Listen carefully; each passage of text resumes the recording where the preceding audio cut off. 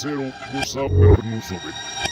Nakikenda tikipanet saru sisam sinsotisaranu glosa pernuradarapani munarnuse kuirkidrai katse okihimleukitiluppamilkille kunnasjor. Somesnemopi. ¿Cómo saber que una película de terror va a estar culera y no va a dar miedo? Pues muy sencillo. Número 1. La película es anunciada en TikTok como el filme más terrorífico de todos los tiempos. Número 2. Comienza a salir en noticias en donde se dice que la película es tan fuerte y tan violenta que la gente salió de las salas de cine vomitando. Número 3. Dicen alguna exageración como prohibida en más de 40 países, aunque la verdad es que ni siquiera sabían que en esos lugares la película se estrenó. Hoy en día es bastante usual que el cine de horror recurra a este tipo de publicidad para atraer la mayor cantidad de gente posible a las salas de cine. Muchas veces se generan expectativas que al final no terminan del todo por cumplirse, y más que nada porque cuando te prometen la película más violenta, perturbadora, sádica y asquerosa de todos los tiempos, y lo que terminas viendo es más similar a algún cortometraje experimental en blanco y negro de esos que se echan los estudiantes de cine, pues es bastante comprensible el repudio que muchas de estas películas reciben después de sus estrenos. Aunque, siendo justos, en algunos casos las cintas en cuestión no son necesariamente malas, pero no están a la altura del todo el alboroto que tenían previo a sus estrenos. Aunque esto no siempre fue así. Y es que en 1980 se estrenaría lo que se considera al día de hoy la película más polémica, más violenta, sádica y grotesca de todos los tiempos. Y bueno, tal vez esto suene como una exageración, y no dudo que en este momento en algún lugar del internet se encuentre algún chamaco diciendo algo como «Es que no has visto la película de las muñecas del vómito, o la película serbia, o la película esta de los bajos mundos que me encontré por internet, no le sabes al cine perturbador». Bueno, quizás haya una película más violenta allá afuera, pero aquí estamos hablando de una cinta que llegó al punto en la cual su director fue acusado de asesinar a los mismos actores, recibiendo amenazas de muerte, y que incluso fue acusado de crueldad y asesinato de animales, entre otras pintorescas cosas. Y hoy hablaremos de Holocausto Caníbal.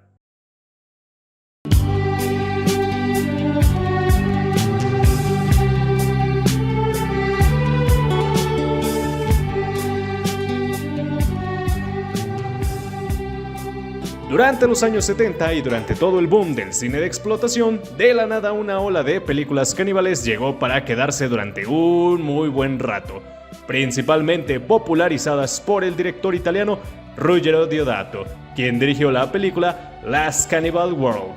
Y en algún lugar del mundo, alguien creyó que este director tendría el suficiente tacto y talento como para hacer una película de temática similar. Aunque Deodato no solamente quería hacer una cinta visceral y violenta, no, sino que tenía intenciones realmente artísticas detrás de este proyecto.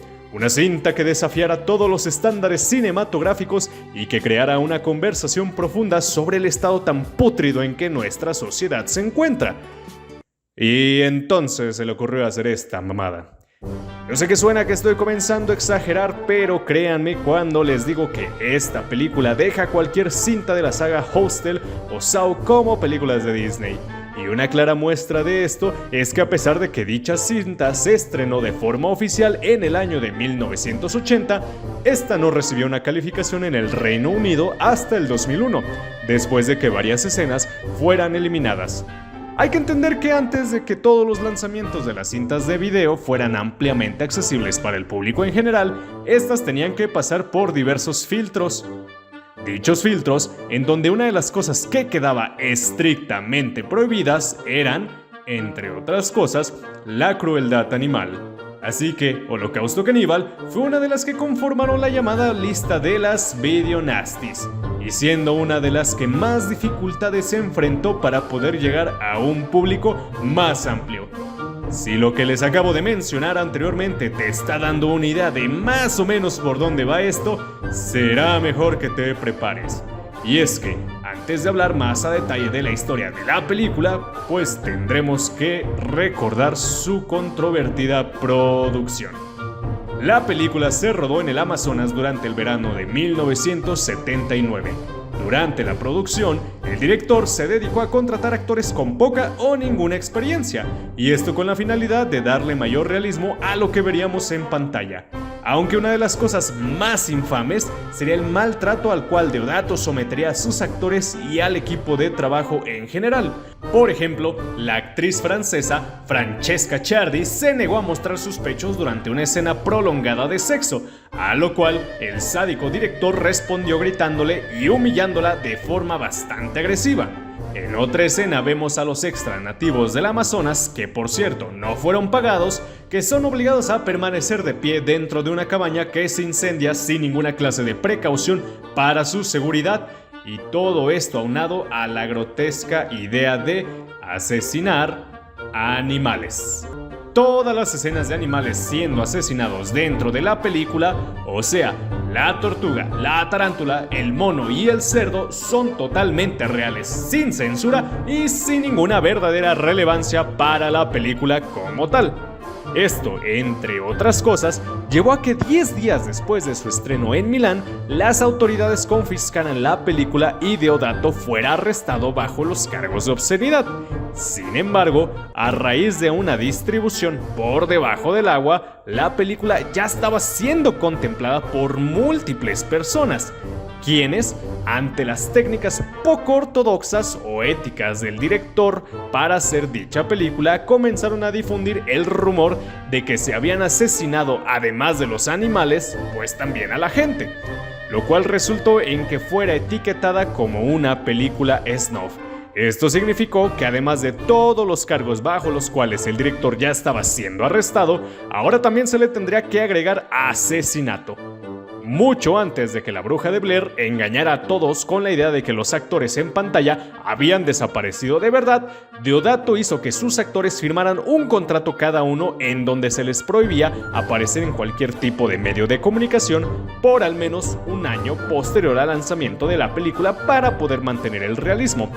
Cabe resaltar que una de las cosas que ayudó a mantener esta idea a flote fue el hecho de que esta fue la primera película de tipo falso documental, por lo cual la gente no estaba familiarizada con este estilo, lo cual ayudó a incrementar la noción de que lo que estábamos viendo era verdadero.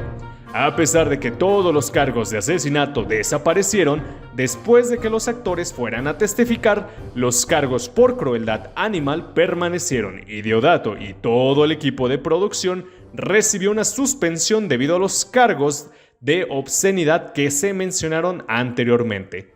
Y una vez que exploramos la historia de producción de la cinta, es momento de analizar el contenido de la misma.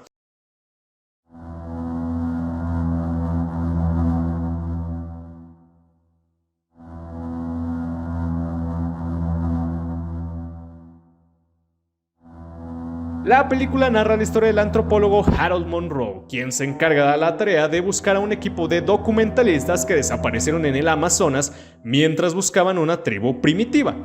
Una vez que se obtiene el material que el equipo grabó, Monroe se da cuenta de que dichas personas no eran quienes pretendían ser y que eran vistos por los medios como valientes personajes, y que en realidad resultan ser unos malditos enfermos.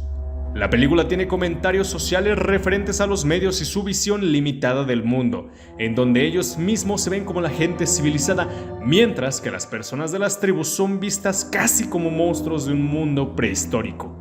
La ignorancia del equipo de documentalistas al momento de convivir con otros fuera de su lugar de confort es lo que al final termina llevándolos a su muy merecido trágico destino.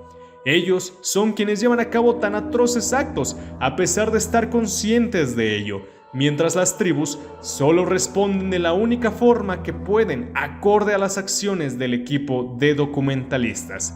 Y es de esta forma que vemos la perspectiva de nuestro personaje principal, quien a través de todo lo que ve en aquellas cintas se da cuenta de que los verdaderos antagonistas no son la tribu, sino los jóvenes documentalistas. Aquí vamos a hacer un pequeño paréntesis, ya que a pesar de todo el mensaje de que la cinta tiene implícito, cabe remarcar que este termina siendo de alguna forma bastante hipócrita.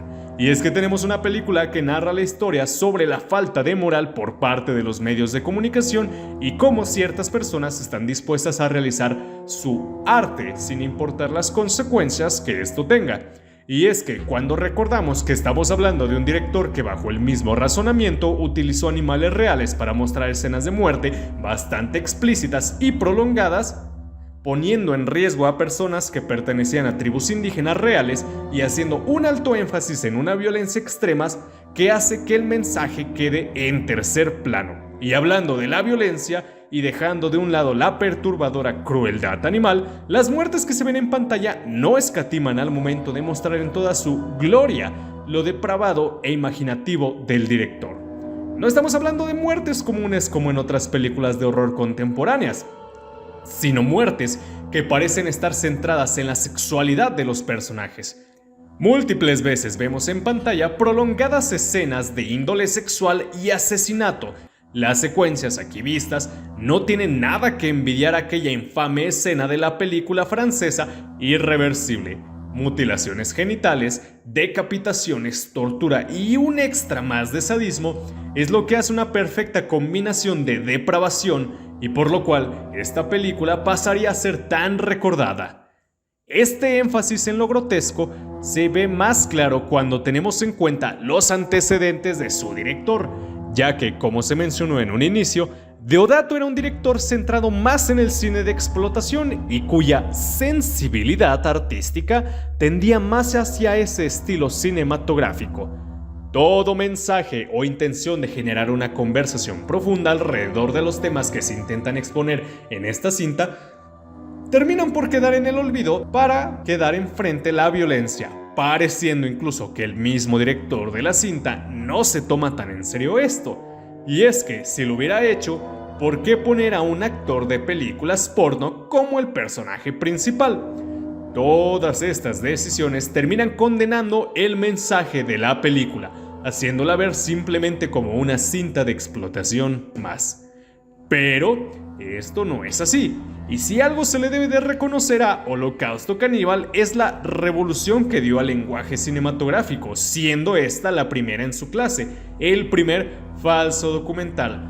Aunque tampoco se puede dejar de lado las tretas y forma tan poco ética de hacer cine, las prácticas sensacionalistas que exhiben crudamente las escenas más horribles que uno se pueda imaginar.